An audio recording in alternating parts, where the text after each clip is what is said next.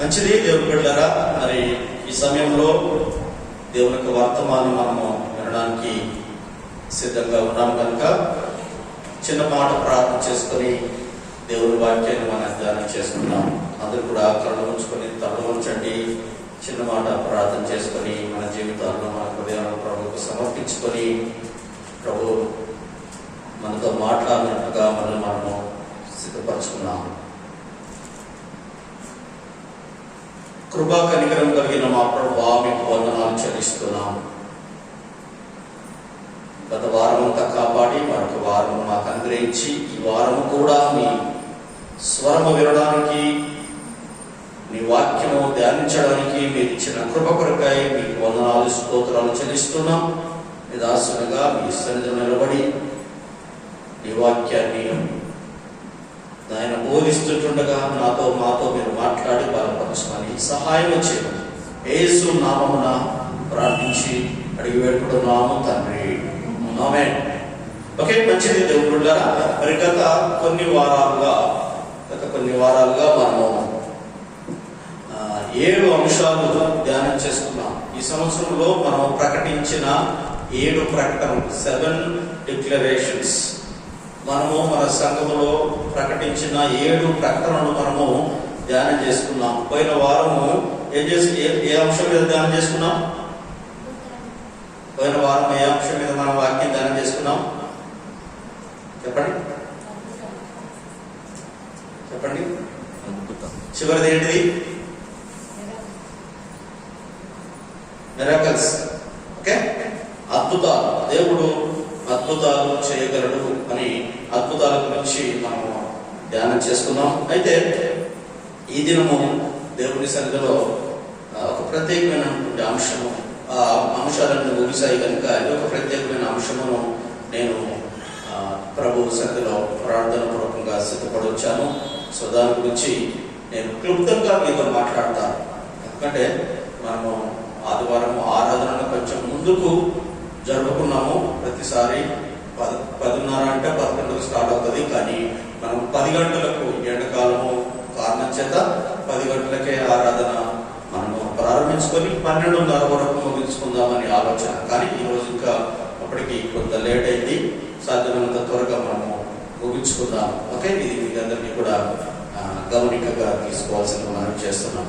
అయితే ఒక మాట బైబిల్ గ్రంథము నుంచి మనము జ్ఞాపకం చేస్తాం. హగ్గయి రాసిన గ్రంథము, హగ్గయి ప్రవక్త రాసిన గ్రంథము మనందరికీ సుపరిచితమైనటువంటి ఒక వాక్య భాగాన్ని నేను మీకు జ్ఞాపకం చేస్తాను. హగ్గయి రాసిన గ్రంథము 1వ అధ్యాయము 5-7 వచనాలు, 5 మరియు 7 వచనాలు మనం ధ్యానం చేసుకుందాం.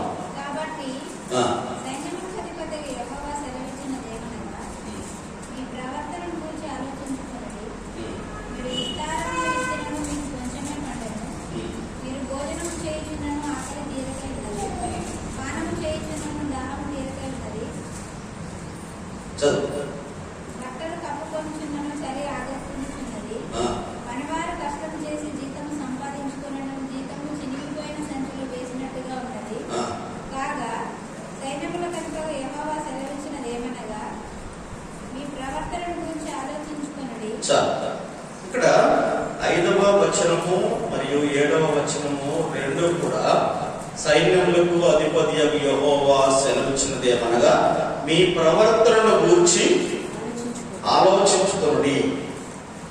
దేవుడు తన ప్రజలతో మాట్లాడుతున్నటువంటి మాట, ఇశ్రాయేలు ప్రజలతో ప్రవక్త ద్వారా మాట్లాడుతున్నటువంటి మాట, ఈరోజు దేవుని సేవకునిగా నా ద్వారా సంఘముతో మాట్లాడుతున్నటువంటి మాట, మనందరితో మాట్లాడుతున్నటువంటి మాట ఏంటంటే, మీ ప్రవర్తన గురించి ఆలోచించుకోండి. మీ ప్రవర్తన గురించి ఆలోచించుకోండి. ఎందుకు మీ ప్రవర్తన గురించి ఆలోచించుకోండి అంటున్నాడు దేవుడు? ఎందుకు ప్రవర్తన గురించి ఆలోచించమంటున్నాడు? ఇవ్వండి, మనం అప్పుడప్పుడు కొంతమంది కొన్ని తీర్మానాలు తీసుకున్నప్పుడు వారితో చెప్తాం, మనం ఇంకొకసారి ఆలోచించు అంటాం, ఇంకొకసారి ఆలోచించు అంటాం, వారికి సలహా ఇస్తాం. అయితే దేవుడు ప్రవక్త ద్వారా మాట్లాడుతున్న మాట ఇశ్రాయేలుతో, మీ ప్రవర్తన గురించి ఆలోచించుకోండి. వచనంలో అన్నాడు, మళ్ళీ 7వ వచనంలో అంటున్నాడు. 6వ వచనంలో వారికి సంభవిస్తున్న పరిణామాలను గురించి వివరించాడు. ఎందుకు ఆలోచించమంటున్నాడంటే వారి ప్రవర్తనను బట్టి వారు నష్టపోయే సంగతిని ఇక్కడ వివరిస్తున్నాడు. వారికి జరిగే నష్టాల గురించి ఇక్కడ వివరిస్తున్నాడు. వివరించి మరొకసారి అంటున్నాడు, మరొకసారి మీ ప్రవర్తన గురించి ఆలోచించుకోండి. 6వ వచనం మనం చూసాం. మీరు విస్తారంగా విత్తినను మీకు కొంచెమే పండెను, ఫలితము ఎక్కువ రావట్లేదు. మీరు భోజనం చేర్చున్నను ఆకలి తీరగా ఉన్నది, సంతృప్తి లేదు. మీరు పానము చేసినను దాహము తీరగా ఉన్నది, మీకు దాహం తీరడం లేదు. తర్వాత మీరు బట్టలు కప్పుకొనను చలి ఆగుతున్నది, పనివారు కష్టం చేసి జీతము సంపాదించుకొనను జీతము చిరిగిపోయిన సంచిలో వేసినట్లుగా ఉన్నది. చూడండి, ఇక్కడ 4-5 అంశాలు దేవుడు ప్రస్తావించిన అంశాల్లో ఇవన్నీ కూడా ప్రజలకు నష్టం కలిగిస్తున్నాయా, లాభం కలిగిస్తున్నాయా? చెప్పండి. ఏమండి, లాభదాయకంగా ఉన్నాయా, నష్టంగా ఉన్నాయా? నష్టాలు కలుగుతున్నాయి. తింటే తృప్తి లేదు, తాగితే దాహం తీరట్లేదు, బట్టలు కప్పుకుంటే చలి ఆగట్లేదు, సంపాదించింది డబ్బు ఆగట్లేదు.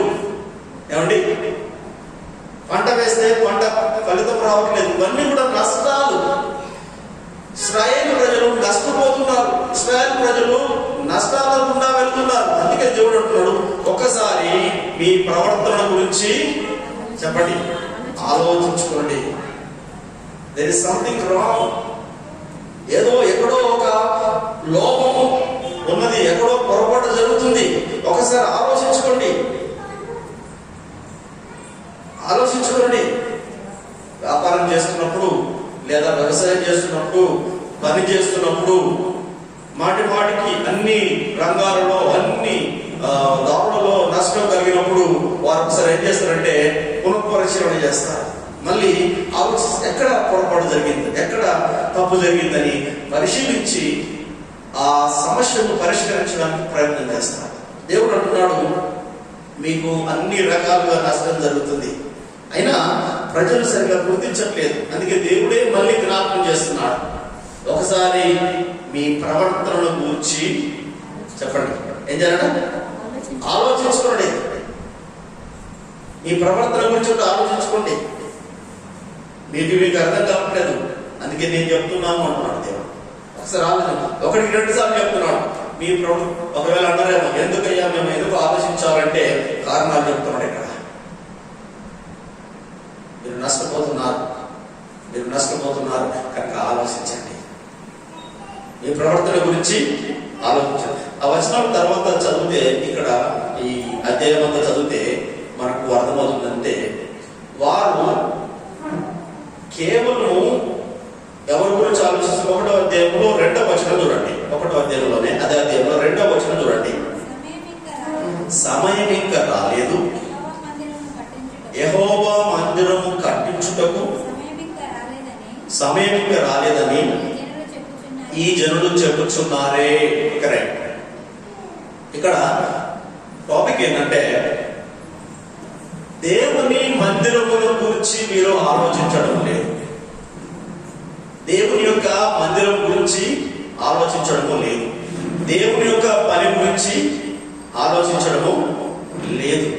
అందు గురించి వీరికి నష్టము కలుగుతుంది అని అంటున్నాడు. సో కింది వచనంలో చూస్తే 3వ వచనం చూడండి. అందుకు యెహోవా వాక్కు ప్రత్యక్షమై ప్రవక్త హగ్గయి ద్వారా సెలవిచ్చినదేమనగా, ఈ మందిరము పాడై ఉండగా మీరు సరంబి వేసిన ఇళ్లలో నివసించుటకు ఇది సమయమా? అంటే దేవుని మందిరము పాడైపోయింది. ఒక దగ్గర పక్కనే దేవుని మందిరం పాడైపోయింది. అంటే పాలెము లోపలనే మందిరం ఉంది, మందిరమేమో పాడైపోయింది. ప్రజలేమో సరంబి కర్రతో, అంటే శ్రేష్టమైనటువంటి కర్రతో విలువైనటువంటి ఇళ్లను నిర్మించుకొని వారు నివసిస్తున్నారు.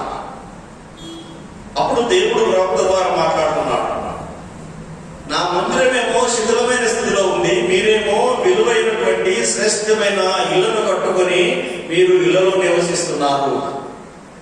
అందుకే మీకేం కలుగుతుంది చెప్పండి? నష్టం కలుగుతుంది. మీకు నష్టం కలుగుతుంది. అయినా మీరు ఆలోచించట్లేదు. మీ సుఖం మీదే, మీ ఆనందం మీదే, మీ ఇళ్లలో మీరే సంతోషిస్తున్నారు. మీరు ఆలోచించట్లేదు అంటున్నాడు. ఇక్కడ అంటున్నాడు, అందుకే మీ ప్రవర్తన గురించి ఆలోచించండి. మీరు దేని గురించి ఎక్కువగా ఆతృత పడుతున్నారు, దేని మీద మీ దృష్టి నిలుపుతున్నారు, ఒకసారి ఆలోచించండి అని దేవుడు తన ప్రజలకు గుర్తు చేస్తున్నాడు. కారణం ఏంటంటే మీరు దైవ కార్యముల గురించి, దేవుని మందిరముల గురించి, దేవుని మందిరం మీన్స్ దేవుని పరిచర్య, దేవుని సేవ, దైవ సంబంధమైన కార్యముల గురించి మీరు ఆలోచించడము మానేసేశారు. అందు గురించే మీరు నష్టపోతున్నారు. కనుక ఒకసారి మీ ప్రవర్తన గురించి మీరు ఏం చేయాలట? ఆలోచించు. అంటే ప్రవర్తన అంశం ఇంకా వేరేది, వేరే దిక్కుకు వెళ్తే అనేక విషయాలు ఉన్నాయి. ప్రసంగి గ్రంథంలో 5వ అధ్యాయంలో 1వ వచనంలో ఒక మాట ఉంటది, మీరు దేవుని మందిరంలోనికి ప్రవేశించినప్పుడు మీ ప్రవర్తనను సరిగా చూసుకోండి అని ఉంటుంది. హల్లెలూయా. ఓకే, ఆ అంశం వేరు, ఆ అంశం వేరు. అయితే ఇక్కడ నేను దీనికే పరిమితం అవుతున్నాను. మన ప్రవర్తన, మన ఆలోచన దేవుని గురించి కేవలం మన గురించేనా, దేవుని పరిచర్య గురించి కూడా ఉన్నదా అనేది ఇక్కడ ప్రశ్న. సో ఇక్కడ ఇశ్రాయేలీయులు కేవలము వారి గురించి మాత్రమే ఆలోచిస్తున్నారు. దేవుని మందిరము గురించి కానీ, దేవుని పని గురించి కానీ వారు ఆలోచించడం లేదు. దేవుని మందిరం గురించి కానీ, దేవుని పని గురించి కానీ ఆలోచించడం లేదు. అందుకే దేవుడు అంటున్నాడు, మీ ఆలోచన, మీ ప్రవర్తన గురించి ఒకసారి ఆలోచించుకోండి. మీ ప్రవర్తన గురించి ఒకసారి ఆలోచించుకోండి అంటున్నాడు. దేవుని బిడ్డలారా, ప్రతి ఒక్కరికి ఈ ప్రశ్న, మనకు కూడా అదే ప్రశ్న. మన ప్రవర్తన గురించి మనము ఆలోచించుకోవాలి. ఒకవేళ మనం నష్టపోతున్నట్లయితే ఈ మాటలు మనం, మీరు చేస్తున్న పనిలో మీకు ఇక్కడ నష్టం కలుగుతుందా, ఒకసారి మన ప్రవర్తన గురించి మనం ఆలోచించాలి. మనకు తృప్తి లేదా, మన ప్రవర్తన గురించి మనము ఆలోచించాలి. దాహం తీరట్లేదా, ఆకలి తీరట్లేదా, ఇవన్నీ కూడా అంటే ఆకలి దాహము అన్నప్పుడు కేవలం భౌతికపరమైనవే కాకుండా ఆత్మీయంగా కూడా మనకు నెమ్మది సమాధానము ఉన్నదా? ఒకవేళ లేనట్లయితే మన ప్రవర్తన గురించి మనము ఆలోచించుకోవాలి. దేవుడు అంటున్నాడు, మీ ప్రవర్తన గురించి ఒకసారి ఆలోచించుకోండి. మీరు మీ గురించే ఆలోచిస్తున్నారు కానీ దైవ సంబంధమైన కార్యముల గురించి మీరు ఆలోచించడం లేదు కనుక మీరు నష్టపోతున్నారు అనేది దేవుడు స్పష్టంగా అక్కడ చేస్తున్నాడు. ఓకే, ఇంకొక మాట కూడా నేను చెప్పి కొన్ని విషయాలు మీకు చెప్తాను. ఒకటి, ఇంకొక మాట కూడా చదవండి. ఫిలిప్పీయులకు రాసిన పత్రిక, ఫిలిప్పీయులకు అపొస్తలుడైన పౌలు ఫిలిప్పీయులకు రాసిన పత్రిక 2వ అధ్యాయము 4వ వచనము మనము జ్ఞాపకం చేసుకుందాం. ఫిలిప్పీయులకు రాసిన పత్రిక 2వ అధ్యాయము 4వ వచనము. త్వరగా.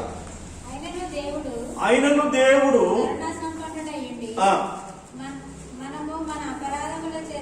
అది ఎఫ్ఎస్సి అమ్మ, ఎఫ్ఎస్సి నువ్వు చదువుతుంది ఎఫ్ఎస్సి. ఫిలిప్పీలో రాసిన పత్రిక, మీలో ప్రతి వాడును తన సొంత కార్యములను మాత్రమే కాక ఇతరుల కార్యములను కూడా చూడవలెను. ఇక్కడ 2 డైమెన్షన్స్. అందుకే నేను క్లుప్తంగా చెప్తాను. 2 డైమెన్షన్స్, 2 కోణాలు. మనము చేయాల్సిన బాధ్యత, క్రైస్తవులంగా, దేవుని బిడ్డలముగా, యేసు రక్తములో కడగబడి యేసును వెంబడిస్తున్నటువంటి జనాంగముగా మనము ఆలోచించాల్సిన ఆలోచన, మనము జీవించాల్సిన విధానము, మన ప్రవర్తన ఎలాగ ఉండాలి అన్నప్పుడు లోకస్తుల వలె మనం ఉండకూడదు. లోకస్తుల్లో స్వార్థం ఉన్నది, కానీ మనం అలా ఉండకూడదని బైబిల్ గ్రంథం చెప్తుంది. ఒకటి, మన ప్రవర్తన ఏ విధంగా మనల్ని ఆలోచించుకోవాలంటే, ప్రవర్తన గురించి మనం ఆలోచించుకోవాలంటే, మన ఆలోచన కేవలము మన గురించి ఆలోచిస్తున్నామా లేదా దైవ కార్యముల గురించి కూడా ఆలోచిస్తున్నామా? ఓకే, అది మొదటిది. రెండవది, మన ఆలోచన కేవలం మన గురించే ఉందా లేదా ఇతరుల గురించి కూడా ఉన్నదా? చెప్పండి. మనం ఎవరెవరి గురించి ఆలోచించాలి? 2. ఒకటేమో దైవ సంబంధమైన కార్యముల గురించి ఆలోచించాలి. రెండవది మానవుల గురించి ఆలోచించాలి. మనకు తెలుసు ఆజ్ఞలు ఎన్నండి, మోషే ద్వారా దేవుడు ఇచ్చిన ఆజ్ఞలు ఎన్ని? 10 ఆజ్ఞలు. 10 ఆజ్ఞల్లో ఉన్నటువంటి అంశాలు అంటే అందులో ఉన్నటువంటి ఎవరి గురించి రాయబడే ఆజ్ఞలు ఎవరి గురించి రాయబడే చెప్పండి. దేవుని గురించి, తర్వాత సహోదరుల గురించి. ఓకే, ఫస్ట్ 6 మొదటి 6 ఆజ్ఞలు మనం గమనిస్తే 19వ అధ్యాయం ఈ నిర్గమకాండం 19, 20 అధ్యాయాల్లో మనం చదువుతాము. 20 అధ్యాయంలో ఉంటుంది. మొదటి 6 ఆజ్ఞలు ఏంటంటే దైవ సంబంధమైనవి.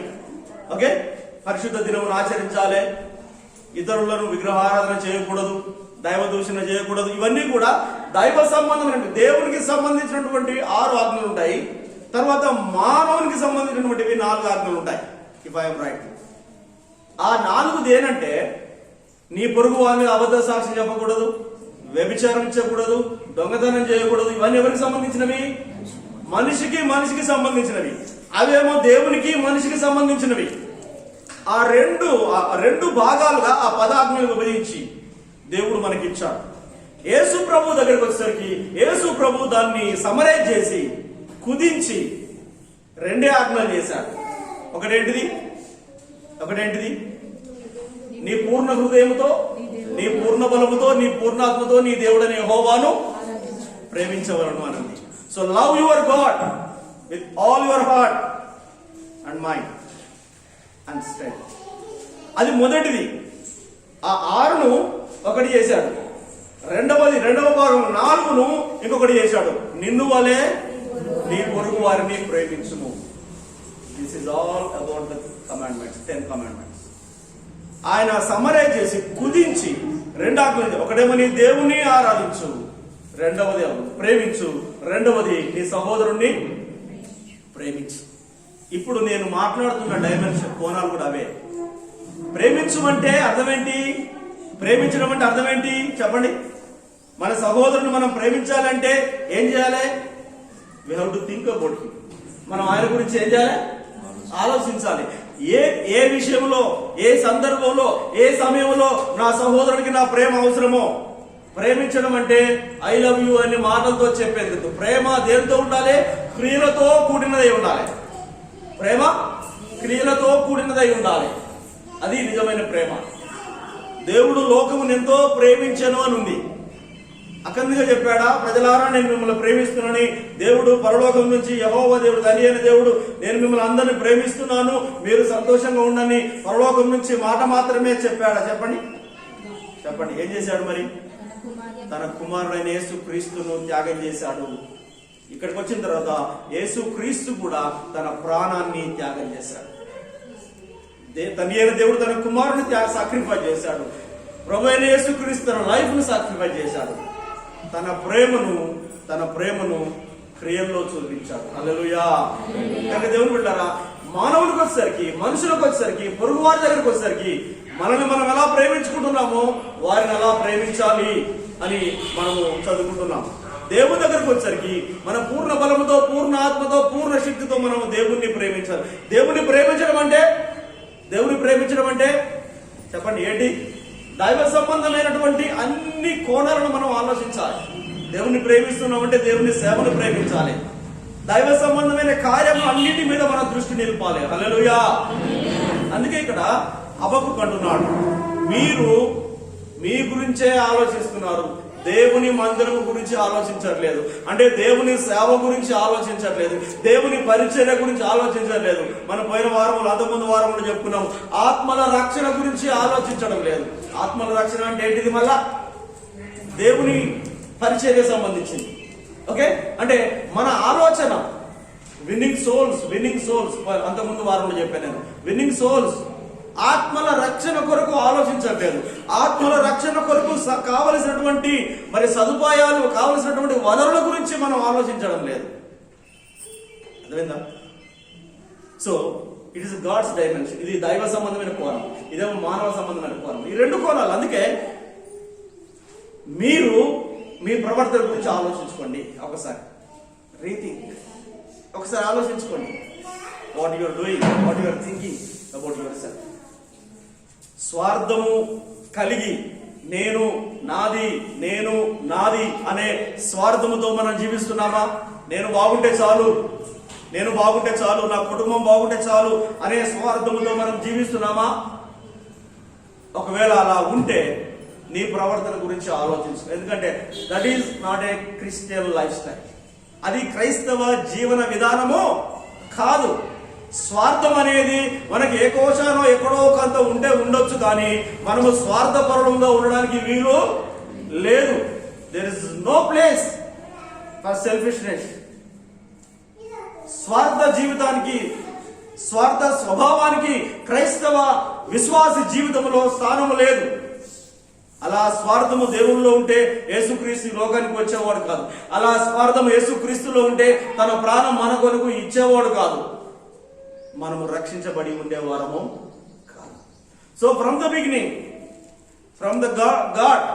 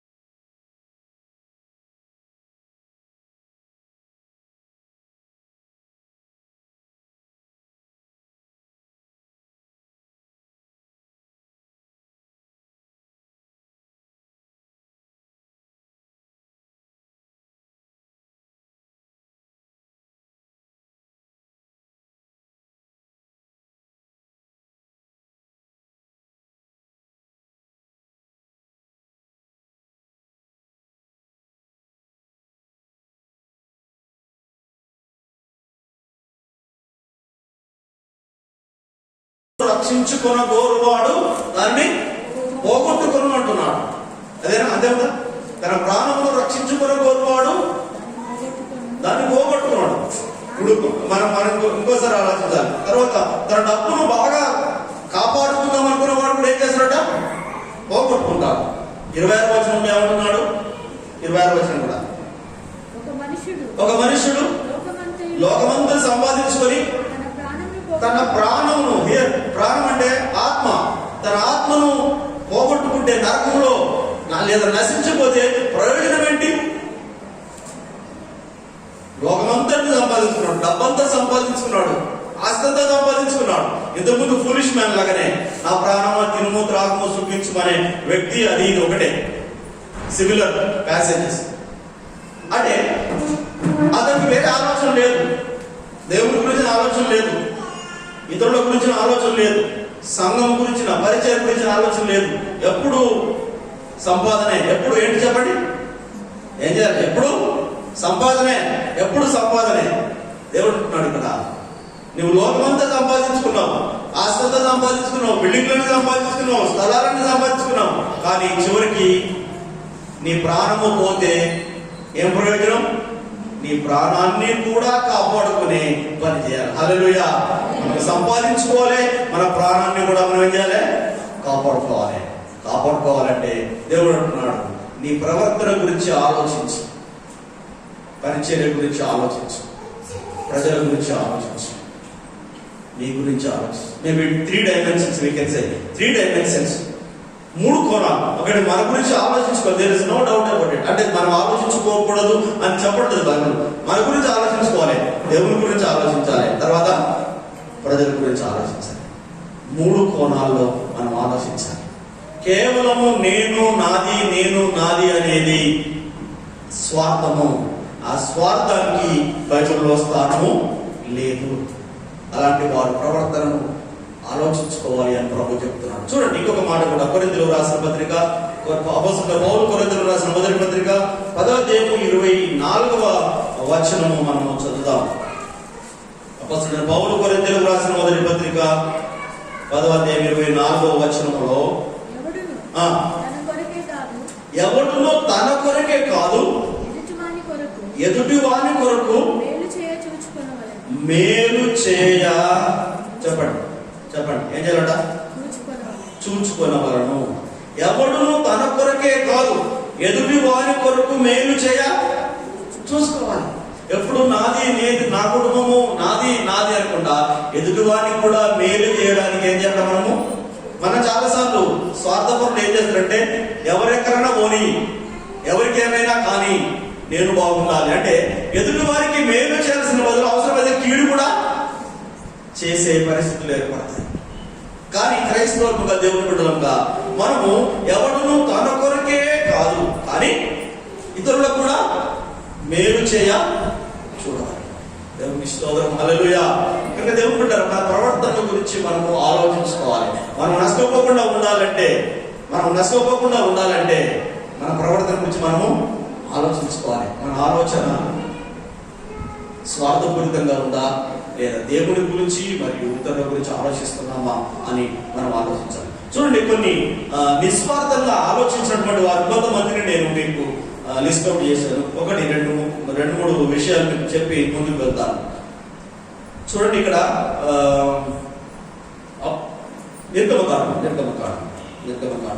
నిర్గమకాండంలో 32 అంటే ఇది మనకందరికి సుపరిచితమే కనుక ఆ అంశాన్ని నేను తీసుకున్నాను. 32 ఇక్కడ మోషే ప్రజల గురించి ఏ విధంగా విజ్ఞాపన చేస్తున్నాడు, అంటే ప్రజల గురించి ఏ విధంగా శ్రద్ధ వహిస్తున్నాడు. ఇశ్రాయేల్ ప్రజలను మోషే నడిపిస్తున్నప్పుడు, ఇశ్రాయేల్ ప్రజలు దేవునికి విరోధంగా నడిచినప్పుడు దేవునికి కోపం వచ్చి ప్రజలందరినీ నేను నాశనం చేసేస్తానని చెప్పాడు. అప్పుడు మోషే అంటున్నాడు, చూడండి, అయ్యా నీవు వారి పాపలను ఒకవేళ పరిహసించదువా, లేని ఎడల నీవు రాసిన నీ గ్రంథములో నుండి నా పేరు తుడిచివేయమంటున్నాడు. దేవుడేమో ఇశ్రాయేల్ ప్రజలు ఎవరైతే నా మాట వినలేదో నేను వారిని జీవ గ్రంథంలో నుంచి పేర్లు తీసేస్తానంటే మోషే అంటున్నాడు, కాదు నాయనా, నువ్వు వారిని క్షమించాలి. వారిని ఏం చేయాలట? క్షమించండి, అవసరమైతే నా పేరు తీసేయండి. నువ్వేం తప్పు చేశావు? ఆయన అంటే, నా సహోదరుడు కొరకు నా ప్రాణంనైనా, అంటే నా మోక్షాన్ని, నిత్య జీవనాన్ని నేను వదులుకుంటాను, కానీ నా సహోదరులకు అన్యాయం జరగడానికి వీలు లేదు. మధ్యవర్తిగా ఉండి నీవు వారి పాపములను క్షమించిందివా? సరే, లేకపోతే చెప్పండి, నా పేరు జీవ గ్రంథం నుంచి తీసాడు. ఎంత డేరింగ్ స్టేట్మెంట్ తెలుసా? ఎంత ధైర్యంతో కూడినటువంటి స్టేట్మెంట్ అది. మనం ఏమంటాము? మనమైతే, అయ్యా వారు నేను చెప్పినట్టు వినట్లేదు, వాళ్ళు ఎవడెక్కడో అని నన్ను మాత్రం, నా సీట్ మాత్రం రిజర్వ్ చేయమంటాము కదా. ఎవడెక్కడో మరి నా సీట్ మాత్రం కన్ఫర్మ్ చేయమంటాము. That is not Christian life. ఇక్కడ అంటున్నాడు మోషే అంటున్నాడు, ప్రభువా వారిని క్షమిస్తువా? క్షమించు. ఒకవేళ లేకపోతే అంటే దేవుని దగ్గర డిమాండ్ చేస్తున్నాడు, బ్లాక్ మెయిల్ చేస్తున్నాడు. ఒక విధంగా చెప్పండి, సార్ బ్లాక్ మెయిల్. నువ్వు క్షమిస్తే క్షమించు, లేకపోతే నా పేరునే తీసేయమంటున్నాడు. దేవుడు క్షమించాడు. దేవుడికి స్తోత్రం, హల్లెలూయా. దేవుడు, దట్ ఈస్ అన్సెల్ఫిష్ స్టేట్మెంట్. స్వార్థము లేని నిస్వార్థమైనటువంటి ప్రకటన. క్రైస్తవులుగా, దేవుడుగా మన బాధ్యత, మన ప్రవర్తన గురించి మనము స్వార్థము లేని విధంగా నిస్వార్థంగా మనం ఆలోచించబద్ధమై ఉన్నాము. ఇంకొకటి కూడా చూడండి, రూతు గురించి ఇంకొక మోషే గురించి ఇంకొక మాట కూడా ఉంది. హెబ్రీయులకు రాసిన పత్రిక 11వ అధ్యాయం 25-26 వచనంలో చూస్తే, ఆయన దేవుని కొరకు నింద భరించడానికి ఐగుప్తు దేశంలో అక్కడ ఉన్నటువంటి ఆ ధనాన్ని కూడా ఆయన ఆశించలేదు. ఆయన వదిలిపెట్టుకున్నాడు దేవుని కొరకు. ఇదేమో మనుషుల కొరకు. ఓకే, ఇప్పుడు నేను చెప్పింది మనుషుల కొరకు. రెండవది దేవుని కొరకు చేసినటువంటి సమర్పణ కూడా. హెబ్రీయులకు రాసిన పత్రిక చదవండి, 11:25-26 అనుకుంటా. హెబ్రీ 11:25-26. మోషే పెద్దవాడైనప్పుడు విశ్వాసమును బట్టి ఐగుప్తు ధనము కంటే క్రీస్తు విషయమైన నింద గొప్ప భాగ్యమని ఎంచుకొని అల్పకాలము సుఖభోగం అనుభవించడం కంటే దేవుని ప్రజలతో శ్రమ అనుభవించుట మేలని యోచించి ఫరో కుమార్తె యొక్క కుమారుడని అనిపించుకొనక ఒప్పుకొనలేదు. ఎలాగనగా ప్రతిఫలముగా కలుగబో బహుమానమును బహుమానమునందు దృష్టి నుంచెను. హల్లెలూయా. దేవుడు ఉంటారా? మోషే ఫరో రాజు కుమారుడుగా, ఫరో తర్వాత ఇతడే రాజకుమారుడు అవుతాడు. రాజుగా ఉండడము గొప్ప భాగ్యం ఎంచుకోకుండా క్రీస్తు విషయమై నింద అనుభవించడానికి, దేవుని బిడ్డలతో కలిసి శ్రమను అనుభవించడానికి. అప్పుడు ఐగుప్తీయుల పరిస్థితి ఏంటి చెప్పండి? ఐగుప్తీయులు బానిసలు. చెప్పండి, ఐగుప్తీయులు బానిసలు. ఇటుకలు చేస్తున్నారు, మట్టి చేస్తున్నారు, దెబ్బలు తింటున్నారు, నిందలు భరిస్తున్నారు. రెండవదేమో రాజు భవనంలో ఉన్నాడు. ఏది కోరుకుంటాం మనమైతే ఏది కోరుకుంటాము? వీళ్ళు ఎక్కడైనా పోని, ఎవరెక్కడైనా పోని, నేను ఎక్కడుంటాను, ప్యాలెస్ లో ఉంటే బాగుంటుంది, అన్ని సుఖభోగాలు అనుభవించుకుంటాను. కనుక మోషే అంటున్నాడు, నేను క్రీస్తు విషయమైన నింద అనుభవించడానికి నా ప్రజలతో ఉంటాను, క్రీస్తు కొరకే ఉంటాను, కానీ క్రీస్తు కొరకు నింద అనుభవిస్తాను, కానీ ఈ ఫరో కుమారుడని అనిపించుకోను. ఈ ఆస్తి నాకు అక్కర్లేదు, ఈ పదవి నాకు అక్కర్లేదు, ఈ సుఖము నాకు అక్కర్లేదు, ఈ భోగము నాకు అక్కర్లేదు, నాకు శ్రమలే మేలు అని ఒక బలమైన తీర్మానం చేసుకున్నాడు. ఎవరి కొరకు? ఇది ప్రజల కొరకు. అక్కడేమో ప్రజల కొరకు, ఇక్కడేమో దేవుని కొరకు, దేవుని సేవ చేయడానికి, దేవుని పరిచయం చేయడానికి. తర్వాత మనకు తెలుసు, ఆయన దేవుడు అతన్ని పిలుచుకున్నాడు.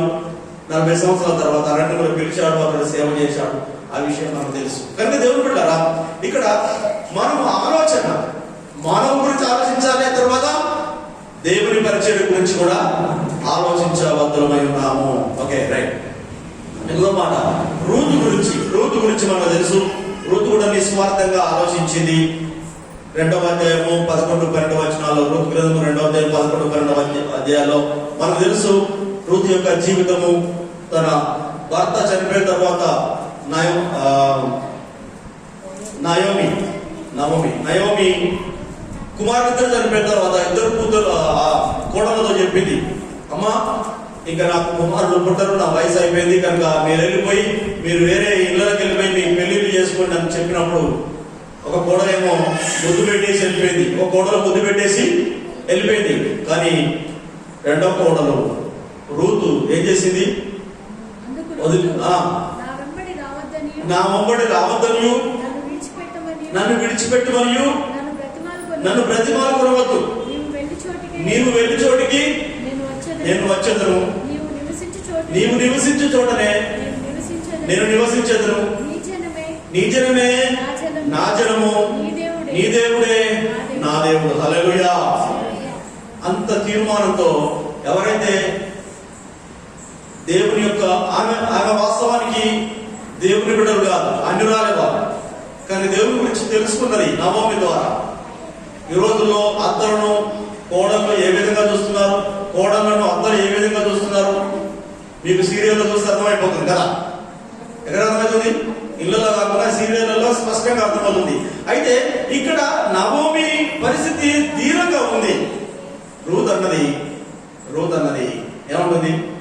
నీతో నాకు పని లేదు, అవసరం కూడా లేదు, స్పష్టంగా చెప్పింది నవోమి. అమ్మా నా ద్వారా మీకు కొడుకు పుట్టడం అనేది సాధ్యం, ఒకవేళ కొడుకును కన్నా మళ్ళా అతను ఎదిగేసరికి మీకు పెళ్లికి సరిపోవడం చెప్పింది, స్పష్టంగా చెప్పింది, క్లియర్ కట్ గా చెప్పింది. అయినా రూత్ అన్నది నీ దేవుడే నా దేవుడు, నీ జనమే నా జనం. చూడండి ఇద్దరు రెండు, అందుకే రెండు స్టేట్మెంట్. ఒకటి నీ జనమే నా జనము, నువ్వు ప్రేమించిన జనము నేను ప్రేమిస్తాను, నీ దేవుడే నా దేవుడు, నువ్వు ఆరాధించే దేవుడు నేను ఆరాధిస్తాను. ఒక అన్యురాలైన కోడలు మాట్లాడే మాట క్రైస్తవులైన కోడలు ఏ విధంగా మాట్లాడుతున్నారు చెప్పండి. నీ జనమే నా జనం అంటారా?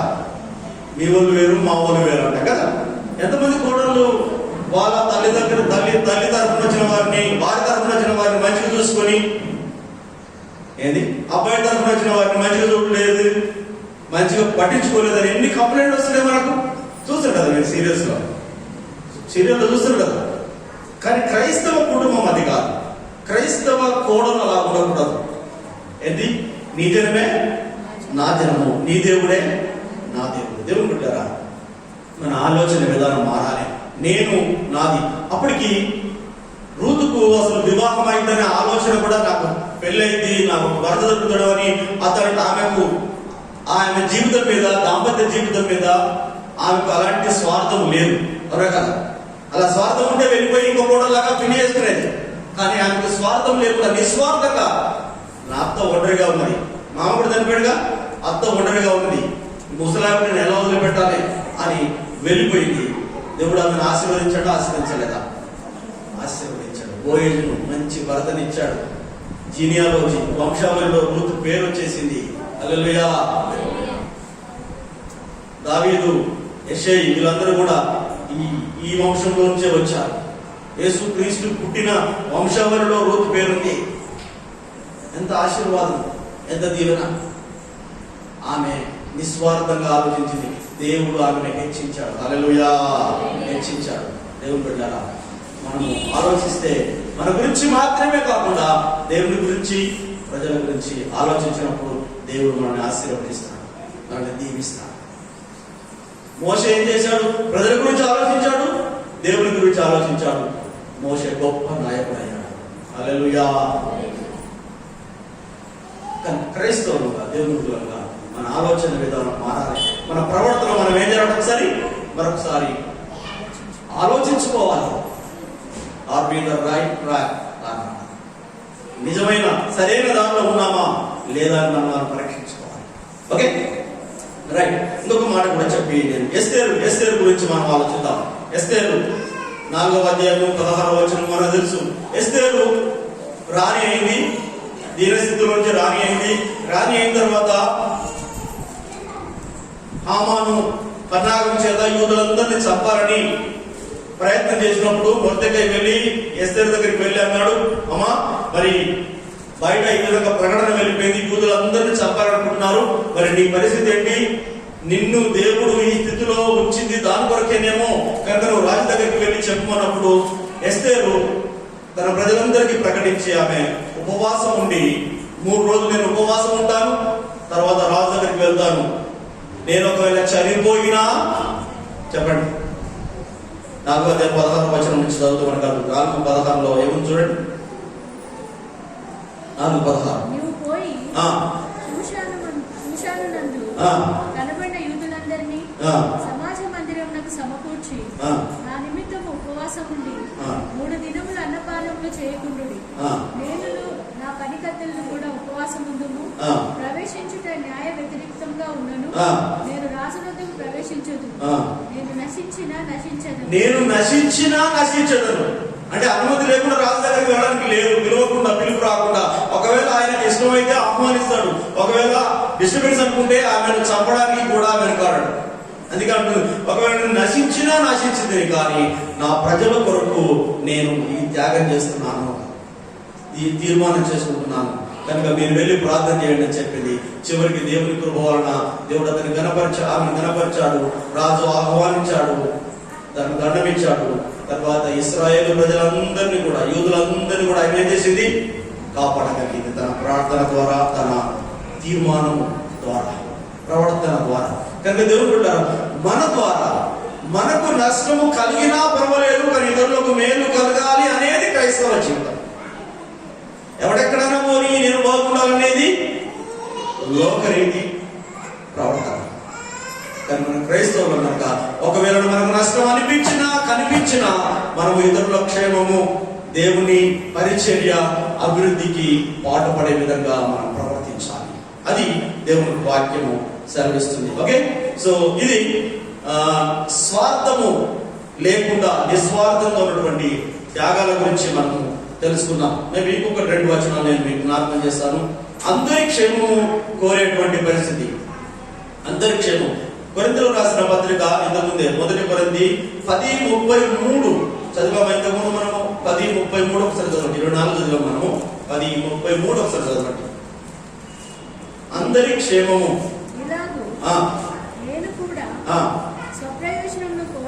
నేను పౌలు అంటున్నాడు, ఇలాగ నేను కూడా స్వప్రయోజనము కోరక అనేకులు రక్షింపబడాలని వారి ప్రయోజనం కోరుచున్నాను. పౌలు ఎవరి ప్రయోజనం కోసం చెప్పండి?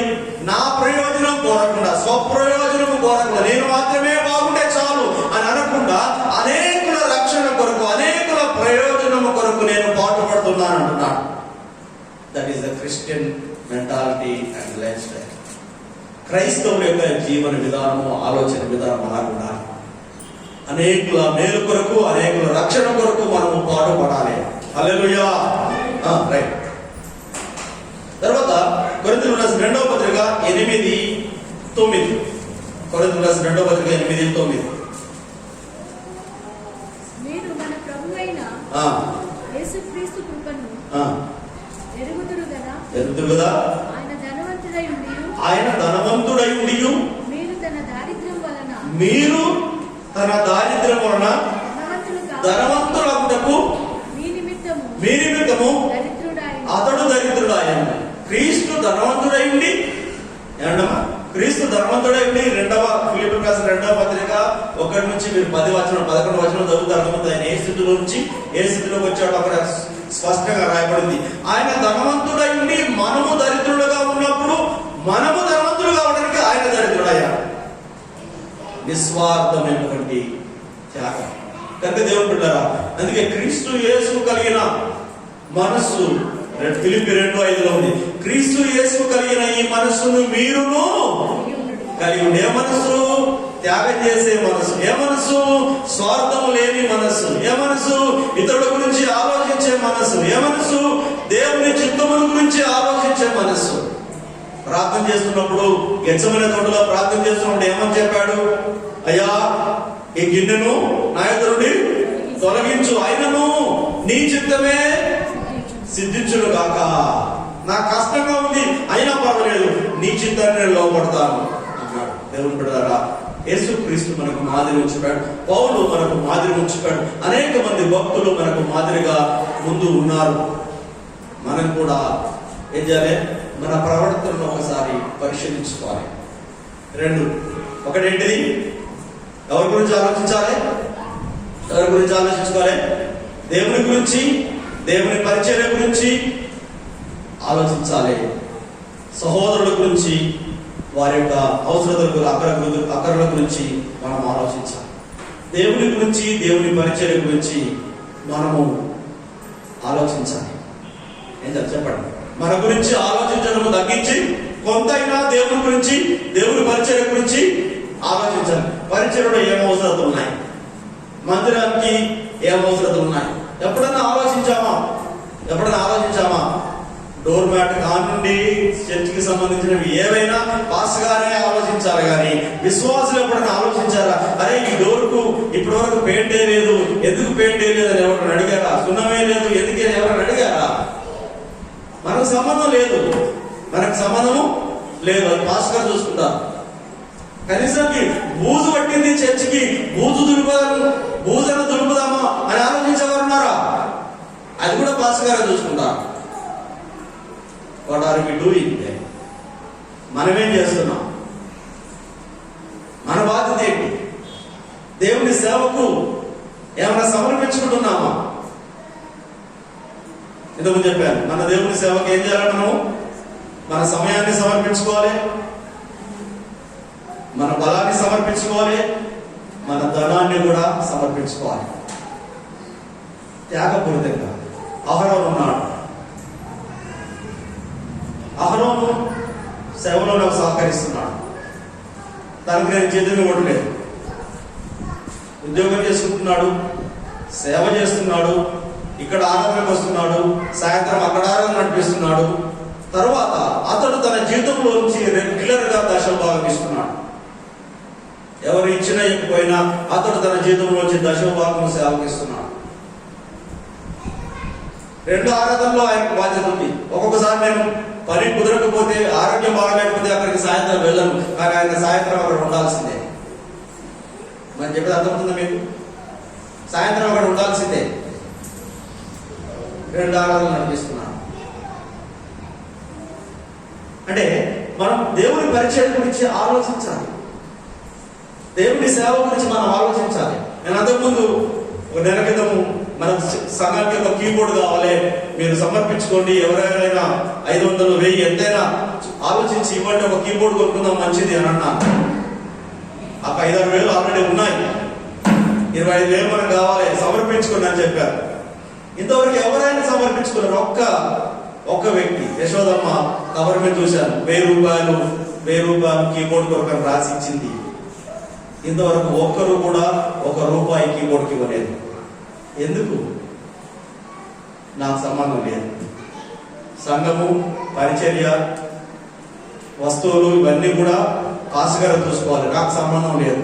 నేను పోతాను, వింటాను, చెప్పింది వింటాను, ఏదో ఒకటి నాకు చేతికి దొరికిన కానుక వేస్తాను, వచ్చేస్తాను,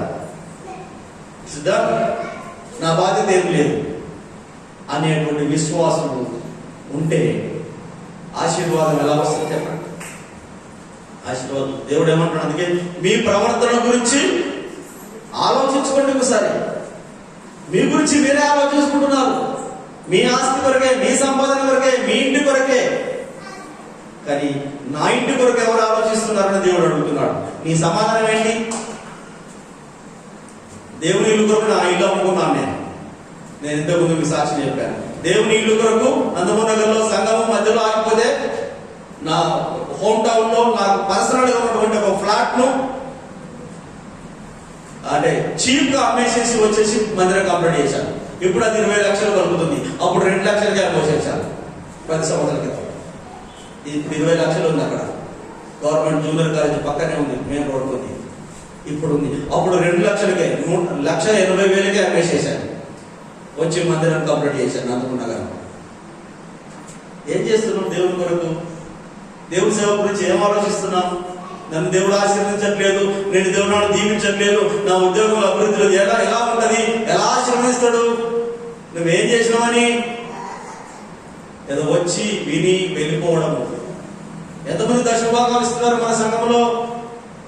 1000 లెక్క పెట్టచ్చు. How God will bless you? దేవుడు ఎలా నేను దీవిస్తాడు?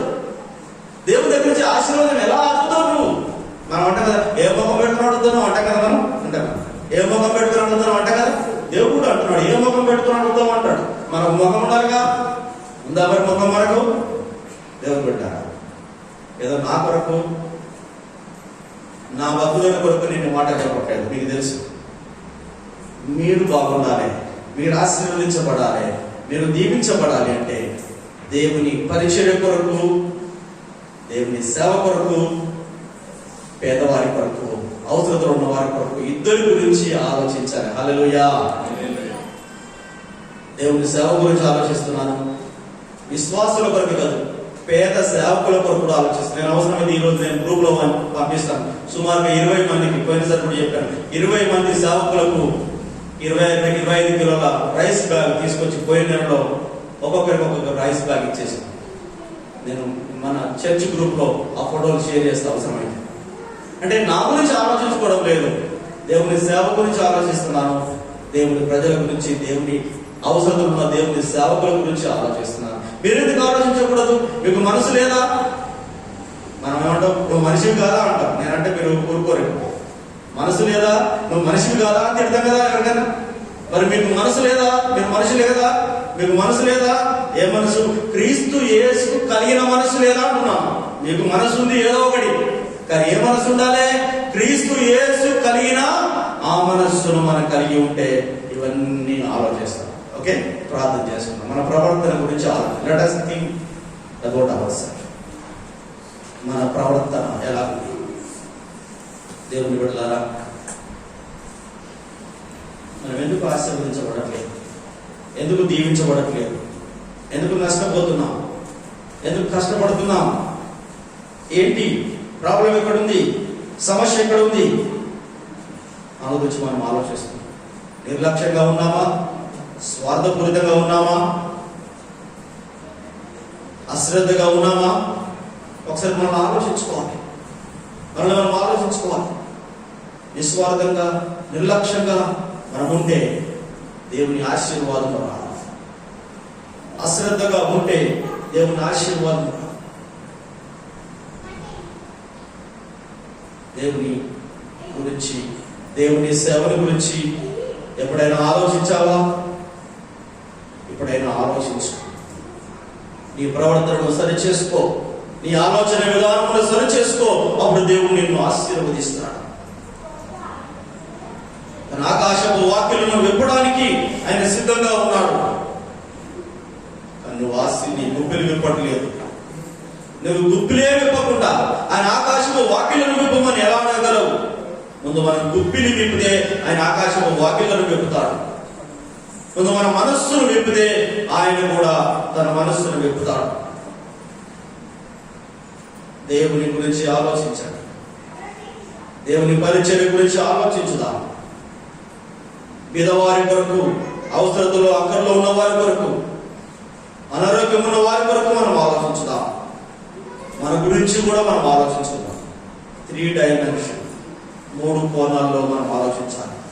కేవలము నేను, నాది, నా కుటుంబం అంటే ప్రభు అంటున్నాడు, ఓ వెర్రివాడా, ఈ రాత్రే నీ ప్రాణం అడిగితే నువ్వు సంపాదించిందంతా ఎవరిదను అని మనల్ని వెర్రివారిగా చూస్తున్నాడు. ఇంకొక మాట మనం చదువు, లోకమంతా సంపాదించుకుని నీ ప్రాణము పోగొట్టుకుని ఎడలా ఏమి ప్రయోజనము? దేవుని బిడ్డలారా, మోషే మన ముందున్నాడు, రూతు మన ముందుంది, ఎస్తేరు మన ముందుంది, పౌలు మన ముందున్నాడు, క్రీస్తు మన ముందున్నాడు. అనేకమైన ఉదాహరణలు ఇంకా ఉన్నవి. దేవుని ప్రేమించే వారంగా, దేవుని పరిచర్యను ప్రేమించే వారంగా, మాటలతో మాత్రము కాకుండా చేతులతో ప్రేమించే వారంగా ఉందాం. సహోదరులను ప్రేమించే వారంగా, మాటలతో కాకుండా చేతులతో సహాయం చేసి ప్రేమించే వారంగా ఉందాం. మన శక్తి కొలది దేవుని సేవ కొరకు, మన శక్తి కొలది దేవుని ప్రజల కొరకు ఖర్చు పెడతాం. దేవుడు మనకు ప్రతిఫలం ఇస్తాడు. మోషే ఏమన్నాడు? కలగబోవు ప్రతిఫలమును దృష్టిలో పెట్టుకొని, దేవుని సన్నిధిలో ఆయన పొందబోవు ఆశీర్వాదం దృష్టిలో పెట్టుకొని, ఫరో కుమారుడుగా ఉండడము ఆయన ఇష్టపడక ధనమంతటిని వదిలిపెట్టి శ్రమలు అనుభవించడానికి ఆయన సిద్ధపడ్డాడు. That's a daring statement. Decision, అలాంటి తీర్మానము, అలాంటి ఆలోచన నీకు నేను కలిగి ఉండాలి. అదే అంటున్నాడు, అభేదుడు దేవుడు అంటున్నాడు, నీ ప్రవర్తన గురించి ఒకసారి ఆలోచించుకో. ఎందుకు నీకు ఆశీర్వాదం జరగట్లేదు? ఎందుకు నీకు తృప్తి కలగట్లేదు? ఎందుకు నీకు చలి ఆగట్లేదు? ఎందుకు నీకు దాహం తీరట్లేదు? ఎందుకు నీకు ఆకలి తీరట్లేదు? ఎందుకు నీకు డబ్బులు ఆగట్లేదు? చిరిగిపోయిన సంచులో వేసినట్టుంది. ఎందుకు సంపాదిస్తున్నావు? ఎందుకు నిలవట్లేదు? అంటే నీ ప్రవర్తన గురించి ఒకసారి ఆలోచించుకో అని ప్రభు మరొకసారి మనకు అందరికీ జ్ఞాపకం చేస్తుంది. మన గురించి మనం ఆలోచించుకున్నాం. మన ప్రవర్తనలో ఎక్కడైనా పొరపాటు ఉంటే, మన ఆలోచనలో విధానంలో ఎక్కడైనా తేడా ఉంటే సరి చేసుకుందాం. ప్రభుకు మనల్ని మనం సమర్పించుకుందాం. దేవుడు బిడ్డలారా, మనల్ని మనం సమర్పించుకుందాం.